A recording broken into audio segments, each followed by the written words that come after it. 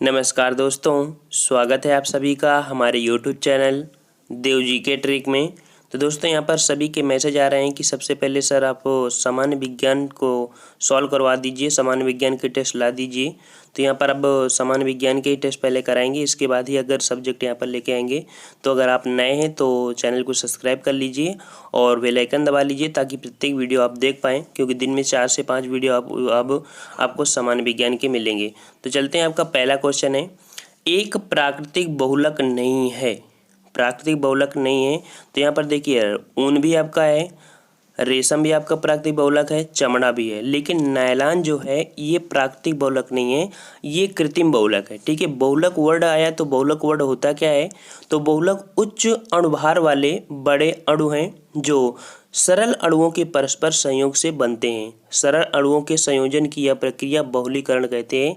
जैसे कि ऊन होता है, रेशम होता है, चमड़ा होता है, रबड़ होता है, सेल्यूलोज, आज ये सभी हमारी क्या होती हैं? प्राकृतिक होती हैं। ठीक है, लेकिन वहीं पर अगर बात करें कृत्रिम अथवा संश्लेषित, तो कृत्रिम अथवा संश्लेषित जो बहुलक होते हैं तो उनका निर्माण क्या मतलब कह सकते हैं कि जैसे नायलॉन का हो गया, प्लास्टिक हो गई, पॉलीथीन हो गई, टेफ्लॉन हो गया, ठीक है, बैकेलाइट हो गई, पीवीसी हो गई, कृत्रिम रबड़ हो गई, आदि ये सभी क्या होती हैं? आपकी प्राकृतिक बहुलक नहीं होती, वो कृत्रिम बहुलक होती हैं। ठीक है, समझ गए होंगे ना कि कौन सा नहीं है यहाँ पर? तो आपका हो जाएगा नायलॉन नहीं होगा। ठीक है, अगला क्वेश्चन आपसे कह रहा है, क्वेश्चन कह रहा है आपसे, बहुलक जो विशेषता बर्तनों पर न चिपकने वाली रूप में प्रयोग होता है, तो यहाँ पर कौन प्रयुक्त होता है? तो देखिए यहाँ पर 4 आपके ऑप्शन दिए हैं।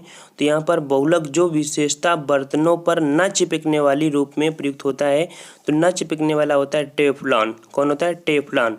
मतलब कह सकते हैं कि आपका पॉलीटेट्राफ्लोरोन एथिलीन को सामान्यतः टेफ्लॉन कहते हैं। ठीक है, और यह एक संश्लेषित बहुलक है और यह अत्यंत कठोर, चिकना एवं गैर प्रतिक्रियाशील पदार्थ होता है जिस पर ऊष्मा, अम्ल, क्षार आदि का प्रभाव नहीं पड़ता है। ठीक है, और इसके लिए विभिन्न उपयोग भी लाए जाते हैं, जैसे न चिपकने वाले बर्तन बनाने में, अत्यधिक अभिक्रियाशील तथा क्षारक रसायनों को कंटेनर बनाने में स्नेहक के रूप में यहाँ पर टेफ्लॉन का प्रयोग किया जाता है। नेक्स्ट क्वेश्चन की ओर चलते हैं। क्वेश्चन कह रहा है, बुलेट प्रूफ कांच बनाने के लिए कौन सा बहुलक प्रयोग करते हैं? तो बुलेट प्रूफ जो जॉकेट होती है, जो कांच होता है, बुलेट प्रूफ कांच होता है जैसे गाड़ियों में लगा होता है, तो उसके बनाने के लिए कौन सा बहुलक प्रयोग करते हैं? तो यहाँ पर हो जाएगा आपका डी नंबर। डी नंबर आपका कह रहा है पॉलीकार्बोनेट्स। ठीक है, पॉलीकार्बोनेट्स। तो पॉलीकार्बोनेट थर्मोप्लास्टिक पॉलीमर का एक समूह है और यह एक कठोर एवं पारदर्शी प्लास्टिक है। ठीक है, तथा कह सकते हैं कि फास्जिन की अभिक्रिया से प्राप्त किया जाता है। और बुलेट प्रूफ कांच के निर्माण में पॉलीकार्बोनेट, थर्मोप्लास्टिक या लैमिनेटेड कांच की परतों का उपयोग किया जाता है। ठीक है, मतलब कई लेयर जैसी परतें बना दी जाती हैं इससे।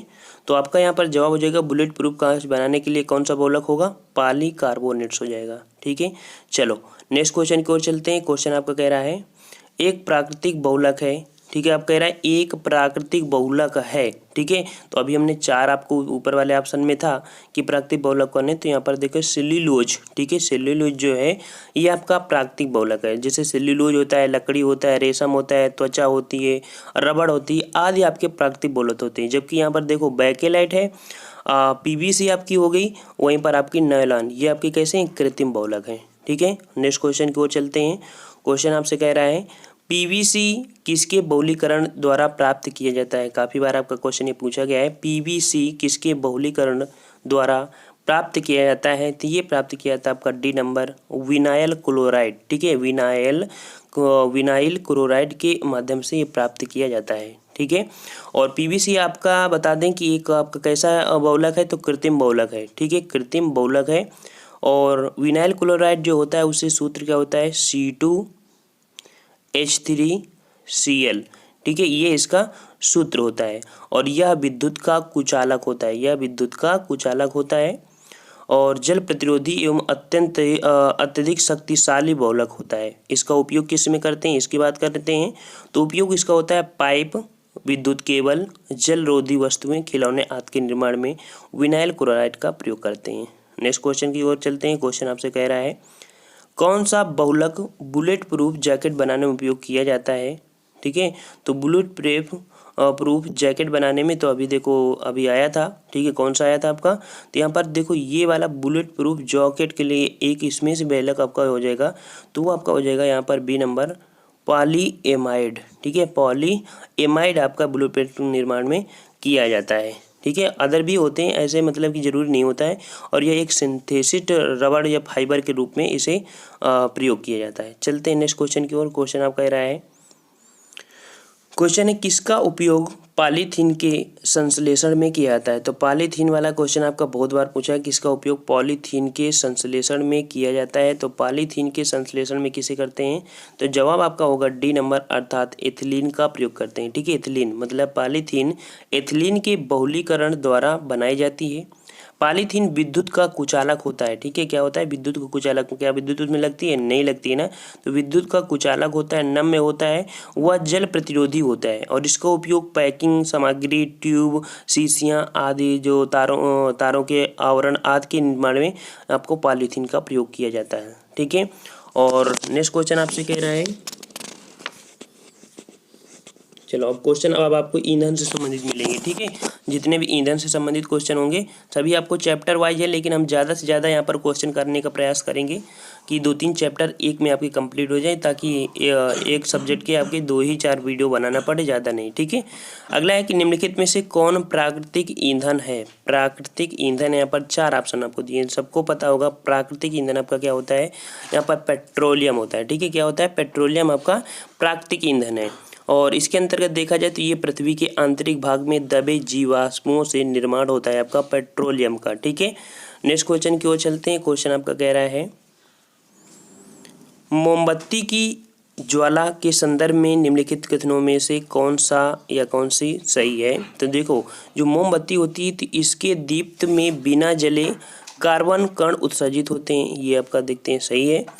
इसका अदीप्त क्षेत्र सबसे अधिक गर्म होता है, तो भाई क्या दोनों सही हैं? देख लीजिए, इसके दीप्त में बिना जले कार्बन कण उत्सर्जित होता है, और इसके बाद इसका अदीप्त क्षेत्र अधिक होता है, तो दूसरे का जवाब का हो जाएगा, देखते हैं 1 और 2 दोनों ही सही है आपका बता रहा है। ठीक है, यहाँ पर दोनों ही सही है। तो कह सकते हैं कि किसी पदार्थ के दहन के समय जो पदार्थ वाष्पित होते हैं कमा हुई ज्वाला का निर्माण करते हैं। मोमबत्ती के जलने पर उत्पन्न ज्वाला के 3 क्षेत्र होते हैं। जैसे मोमबत्ती जलती है तो मान लो ये मोमबत्ती है, मोमबत्ती से आपकी ज्वाला निकलती है। ठीक है, तो इसमें 3 क्षेत्र आपके होते हैं। कौन कौन से होते हैं? एक होता है ज्योतिहीन क्षेत्र, ठीक है, ज्योतिहीन जहाँ पर ज्वाला नहीं होती है। एक होता है दीप्त क्षेत्र और एक होता है अदीप्त क्षेत्र। ठीक है, और दीप्त क्षेत्र के बारे में पढ़ना होगा, क्योंकि दीप्त क्वेश्चन आपसे पूछ सकता है। दीप्त, तो दीप्त क्या होता है? तो दीप्त जो होता है तो बिना जले क्षेत्र कण उपस्थित होते हैं दीप्त क्षेत्र में। ठीक है, और अदीप्त क्षेत्र सबसे अधिक गर्म होता है। जो अदीप्त क्षेत्र होता है वो आपका सबसे अधिक गर्म होता है, और यह ज्वाला का सबसे बाहरी क्षेत्र है। ठीक है, ज्वाला का सबसे बाहरी क्षेत्र है जो नीले रंग का होता है। चलिए नेक्स्ट क्वेश्चन की ओर। क्वेश्चन कह रहा है, बायोगैस में मुख्यतः होती है, बायोगैस में मुख्यतः होती है, तो ये भी क्वेश्चन आपसे बार बार पूछा जाता है। तो बायोगैस में आपका कार्बन डाइऑक्साइड व आपका मीथेन गैस होती है। ठीक है, बायोगैस में कार्बन डाइऑक्साइड और साथ में आपका कौन होता है? मीथेन। बायोगैस एक जैव ईंधन होता है, ठीक है, जो ऑक्सीजन की अनुपस्थिति में जैव अपशिष्ट, जैसे गोबर होता है, फसलों का अपशिष्ट भाग और फलों का, सब्जियों के छिलके, मल आदि के अपघटन के जो उत्पन्न होती है उसे बायोगैस के मिश्रण के रूप में, जिसमें कार्बन डाइऑक्साइड और मीथेन गैस की सर्वाधिक मात्रा आपकी पाई जाती है। अगला क्वेश्चन आपसे कह रहा है कि भारी मोटर वाहनों के लिए ईंधन के रूप में डीजल तेल अधिक प्रयोग किया जाता है, क्यों? ठीक है, डीजल और पेट्रोल यहाँ पर देख सकते हैं कि ईंधन के रूप में डीजल तेल का ही अधिक प्रयोग करते हैं, ऐसा क्यों? तो ऐसा क्यों होता है? तो यहाँ पर डी नंबर आपका हो जाएगा। देखो यहाँ पर कह रहा है उसमें अधिक क्षमता होती है और उससे ईंधन की बचत होती है। ठीक है, क्यों करते हैं? यहाँ पर देख लो कि भारी मोटर वाहनों के लिए ईंधन के रूप में डीजल का प्रयोग क्यों करते हैं? क्योंकि उसमें अधिक क्षमता होती है और उससे ईंधन की बचत होती है। ठीक है, इस कारण से इसका ही करते हैं। और कह सकते हैं कि डीजल में कम गति दहन का गुण होता है, इसलिए यह कम गति से उच्च टार्क उत्पन्न करते हैं। टार्क क्यों होता है? टार्क उत्पन्न करती है, जो भारी वाहनों के इंजन के लिए बहुत ही आवश्यक होती है। ठीक है, अगला क्वेश्चन होकर चलते हैं। क्वेश्चन आपसे कह रहा है, खाना बनाने के लिए घरों में प्रयोग की जाने वाली गैस का एक मिश्रण है। जो आपके घर पे खाना बनाते हैं उस गैस में क्या क्या मिश्रण होता है, तो उसमें होता है ब्यूटेन व प्रोपेन। ठीक है, ब्यूटेन व प्रोपेन ये यहाँ पर होती है।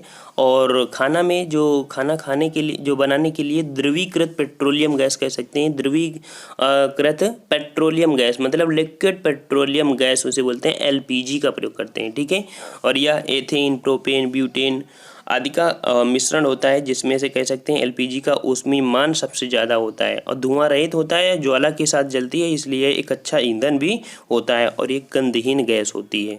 ठीक है, तो मेन क्या होता है उसमें, ब्यूटेन और प्रोपेन होता है। ठीक है, चलो अगले क्वेश्चन को चलते हैं। क्वेश्चन कह रहा है पेट्रोल की गुणवत्ता किसमें अभिव्यक्त की जाती है। पेट्रोल की गुणवत्ता किसमें व्यक्त की जाती है, तो देखिए पेट्रोल में जो होता है उसमें ऑक्टेन नंबर होता है, मतलब ऑक्टेन संख्या। तो ऑक्टेन नंबर जो होता है, तो ऑक्टेन नंबर तथा सीटेन संख्या दोनों का प्रयोग ईंधनों की गुणवत्ता के लिए करते हैं। लेकिन यहाँ पर जो ऑक्टेन होता है, सीटेन भी होता है ऑक्टेन, लेकिन इस पेट्रोल वाले में ऑक्टेन नंबर होती है। ऑक्टेन नंबर के माध्यम से जो स्पार्क प्रज्वलन आंतरिक दहन इंजनों में प्रयोग किया जाने वाला जो पेट्रोल होता है, विमानन ईंधन होता है, उनकी ज्वलन प्रतिरोधकता को दर्शाता है। ऑक्टेन पैमाना जो होता है वो 0 से 100 तक होता है। ठीक है, और लगभग इसके मध्य में होता है, जिसमें से एन हेप्टेन की ऑक्टेन सबसे कम होता है, 0 होता है, और आइसो ऑक्टेन की जो होती है वो सर्वाधिक होती है। ठीक है, तो ये जो ऑक्टेन प्रयोग करते हैं किसमें प्रयोग करते हैं, इसमें सीटेन किसमें प्रयोग करते हैं, तो वो डीजल इंजन में प्रयोग करते हैं। ठीक है, डीजल इंजन में प्रयोग करते हैं। अगला क्वेश्चन आपसे कह रहा है कि पेट्रोल द्वारा लगी आग को बुझाने में जल अप्रभावी रहता है क्यों। पेट्रोल द्वारा लगी आग को बुझाने में जल अप्रभावशाली रहता है क्यों। तो देखो भाई क्यों, इसको भी पढ़ते हैं। तो इसमें देखिए चौथे वाले में पानी और पेट्रोल चूंकि एक दूसरे में अघुलनशील हैं तथा पेट्रोल पानी के ऊपर जलने हेतु लगातार परत बनाता रहता है। समझिए क्या कह रहा है कि पानी जैसे है, पानी के पेट्रोल की जो कह सकते हैं डेंसिटी वो कम होती है, वो पानी ऊपर ही तैरता रहता है, तो ऊपर तो जलता रहता है वो जो पेट्रोल होता है। ठीक है, और पानी नीचे रहता है, इस कारण से होता है कि बुझ नहीं सकता है वो। ठीक है, तो कभी भी पेट्रोल से लगी आग में नहीं कुछ करना चाहिए। चलो अगला है कि निम्नलिखित में से किसका प्रयोग नोदक या रॉकेटों में ईंधन के रूप में करते हैं। तो निम्नलिखित में से किसका प्रयोग जो नोदक होते हैं या रॉकेट में ईंधन के रूप में करते हैं, तो आपका जवाब यहाँ पर 8 का हो जाएगा, जो डी नंबर है, द्रव हाइड्रोजन व द्रव ऑक्सीजन। ठीक है, द्रव हाइड्रोजन या द्रव ऑक्सीजन का प्रयोग करते हैं। और रॉकेटों में 2 प्रकार के ईंधन होते हैं, कौन कौन से, एक ठोस ईंधन होता है और एक द्रव ईंधन होता है। नियंत्रण एवं दक्षता की कमी के कारण ठोस ईंधनों की अपेक्षा द्रव ईंधनों का प्रयोग अधिक किया जाता है। ठीक है, चलो अगला क्वेश्चन आपसे कह रहा है गाड़ियों को चलाने के लिए हाइड्रोजन गैस सुविधाजनक रूप से ईंधन के रूप में प्रयोग लाई जा सकती है यदि वह कम ताप पर किसी पदार्थ द्वारा अवशोषित कर ली जाए ताकि वह निर्वातक द्वारा उत्पन्न तापमान पर मुक्त हो सके। वह अवशोषक पदार्थ कौन सा है। ठीक है, तो वो पदार्थ आपका कौन सा हो जाएगा यहाँ पर, ए नंबर हाइड्राइड। ठीक है, कौन हो जाएगा, हाइड्राइड हो जाएगा। हाइड्राइड जो होता है तो कह सकते हैं कि हाइड्रोजन गैस बहुत कम तापमान पर पैलेडियम हाइड्राइड द्वारा अवशोषित कर ली जाती है ताकि वह निर्वात द्वारा उत्पन्न तापमान पर मुक्त हो सके। ठीक है, तो इसका आंसर आपका हो जाएगा ए नंबर। आप एक बार वीडियो को पॉज कर लेना, इसके बाद फिर से पढ़ लेना, क्वेश्चन आपको समझ में आएगा। अगला क्वेश्चन आपसे कह रहा है विमानन ईंधन में ग्लाइकॉल मिलाने से क्या कारण है। ठीक है, ग्लाइकॉल के क्या कारण है मिलाने पर, मतलब विमानन ईंधन में ग्लाइकॉल मिलाने के क्या कारण है। तो क्या कारण है जो यहाँ पर हम लोग ग्लाइकॉल मिलाते हैं, तो ग्लाइकॉल मिलाने का कारण ये होता है कि पेट्रोल की हिमकरण को रोकता है। ठीक है, पेट्रोल की हिमकरण पेट्रोल को जमने नहीं देता है, इसके लिए हम लोग यहाँ पर ग्लाइकॉल मिलाते हैं। विमानन ईंधन जो होते हैं पेट्रोलियम आधारित एक विशेष ईंधन है। ठीक है, ये पेट्रोलियम ईंधन होते हैं जो विमान ईंधन होते हैं, शुद्ध देखा जाए तो शुद्ध जो पेट्रोल होता है इसी में ही प्रयोग किया जाता है। उड़ान भरने वाली जो ऊपरी मंडल में वायुयान के तापमान में कमी आती है, हमने आपको बताया कि समताप मंडल के ऊपर जाओगे तो वहाँ पर -100 डिग्री टेम्परेचर होता है, तो वहाँ पर वो आपका विमानन जो ईंधन होता है ना आपका जम पाए, इसके लिए ग्लाइकॉल का मिलाते हैं। और ये कह सकते हैं कि -43 डिग्री सेंटीग्रेड कम कर देता है, जम नहीं पाता है मतलब इतने तक। ठीक है, और अगला क्वेश्चन आपका पूछा है और ये क्वेश्चन आपके लिए है जो कि हम अगले वीडियो में लेके आएंगे। अगले वीडियो में भी आपके ऐसे क्वेश्चन कम से कम 20-25 क्वेश्चन लेके आएंगे। थोड़ा सा पिछला टेस्ट था उसमें एररिंग पॉइंट थी, इस कारण हमने इसको इस प्रकार से बनाया है। तो इसका जो आंसर होगा अगले वीडियो हम लेके आएंगे पूरी तरीके से, तो आपको वहाँ पर दूसरा क्वेश्चन आपको देखने को मिल जाएगा। कह रहा है किसका उपयोग यूरिया उर्वरक के उत्पादन में किया जाता है। तो यहाँ पर 4 आपके ऑप्शन है, आपको कमेंट करके बताना है। साथ ही में अगर आपने जो करंट अफेयर नहीं तैयार कर रहे हैं तो करंट अफेयर तैयार कर लीजिए। और यहाँ पर आपको दूसरे चैनल जो कि ओनली UP SSC बाय देव जो है, ठीक है, पूरा ऐसे सर्च डालेंगे तो सर्च आ जाएगा। वहाँ पर देखो हमने करंट अफेयर के डेली करंट अफेयर आपको डाल रहे हैं। ये दूसरा डेज हो गया जहाँ पर हमको करंट अफेयर डालते हुआ। इसके पहले देखो करंट अफेयर हमने फर्स्ट डाला था, वहीं पर मंडी परिषद का UP स्पेशल यहाँ पर डाले हैं। और साथ में आपकी मंडी परिषद की कुछ हिंदी हैं, जब नोटिफिकेशन नहीं आता तो यहाँ पर डाल देते हैं। और यहाँ पर आपकी प्लेलिस्ट भी बना दिया है 20 क्वेश्चनों की, ठीक है, 20 पार्ट की। तो अगर चाहते हैं कि इस चैनल पर जुड़ना तो हमारे दूसरे channel only UP SSC by Dev पर आप जुड़ सकते हैं, वहाँ पर आपको फ़ायदा मिलेगा, ठीक है। तो हम लोग अगले वीडियो मिलते हैं। अगर आपको वीडियो अच्छा लगता है तो लाइक भी करिए, साथ में नए चैनल को सब्सक्राइब कर लीजिए और हमारे टेलीग्राम से भी जुड़ लीजिए। तो मिलते हैं हम लोग नेक्स्ट वीडियो में, तब तक के लिए धन्यवाद। जय हिंद, जय भारत।